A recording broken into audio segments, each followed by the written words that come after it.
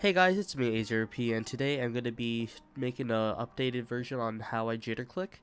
As you can see, I switched the mouse, so I'm now using the I'm using the Logitech G502 now. I switched from the Razer Death Adder Elite.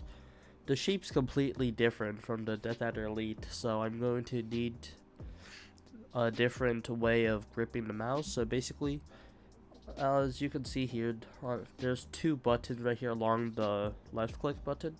I rest my thumb along the side, put my finger towards the edge right here, and then my pinky's over here holding onto the mouse.